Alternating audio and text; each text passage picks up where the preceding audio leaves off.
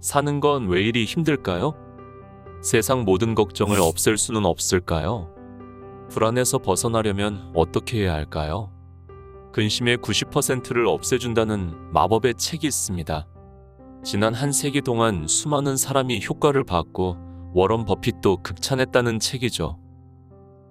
바로 데일 카네기 자기관리론입니다.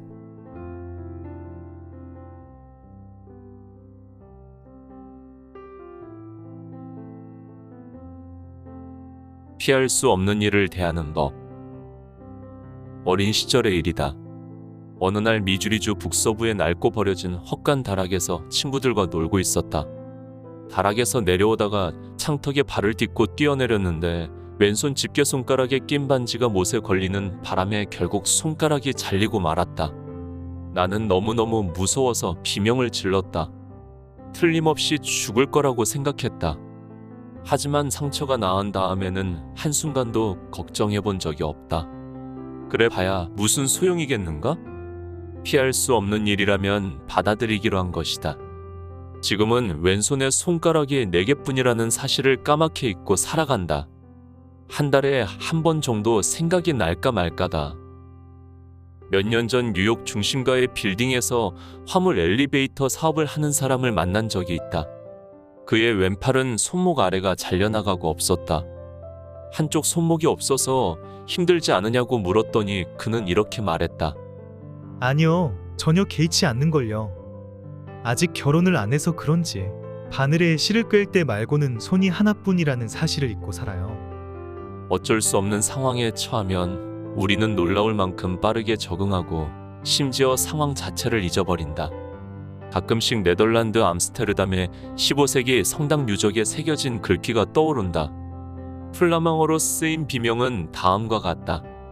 이미 그러니 어쩔 수 없다.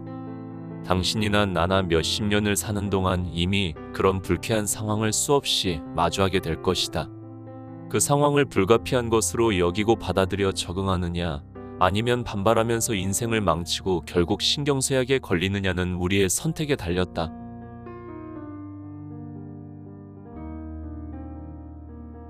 피로의 원인. 놀랍고도 중요한 사실이 있다. 사람은 정신노동만으로는 피곤해지지 않는다. 터무니없는 이야기로 들리는가?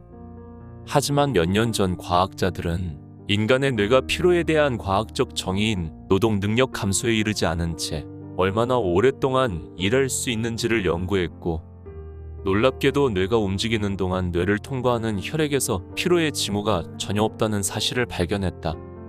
일용 근로자가 일을 하는 동안 정맥에서 혈액을 채취해 살펴보면 그 속에 피로 독소와 피로 물질이 가득할 것이다. 하지만 알베르트 아인슈타인의 뇌에서 혈액을 한 방울 채취해 살펴보면 일과가 끝난 뒤에도 피로 독소를 전혀 발견하지 못할 것이다.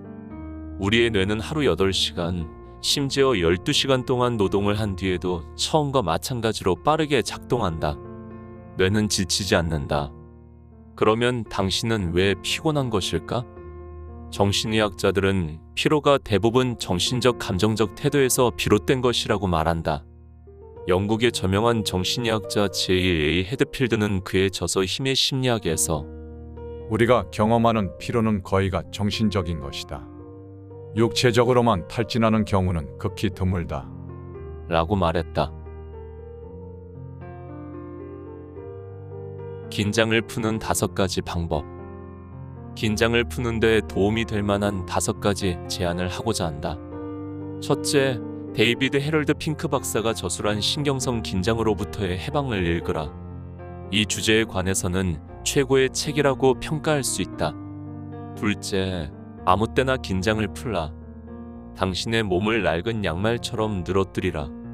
나는 일할 때 책상에 낡은 고동색 양말을 올려둔다. 양말을 볼 때마다 저 정도는 늘어져 있어야지 하고 생각하게 된다.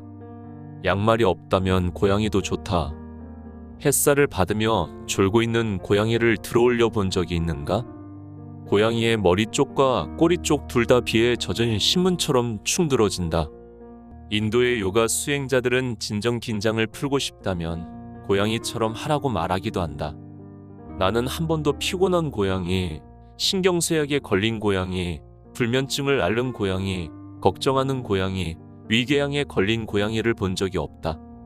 당신도 고양이처럼 쉬는 법을 배운다면 이런 고통을 피할 수 있다. 셋째, 가능하면 편한 자세로 일하라. 몸이 긴장하면 어깨가 아프고 신경이 피로해진다는 사실을 기억하라. 넷째, 하루에 4-5번은 자신을 돌이켜보며 이렇게 말하라. 일을 실제보다 더 어렵게 만드는 것은 아닌가?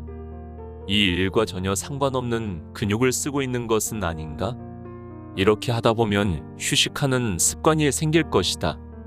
핑크 박사는 심리학을 잘 아는 사람이라면 2사람 중 1명은 이런 습관을 지니고 있다. 라고 말했다. 다섯째, 하루 일을 마치면 다시 한번 스스로에게 질문하라. 나는 어느 정도 피곤한가?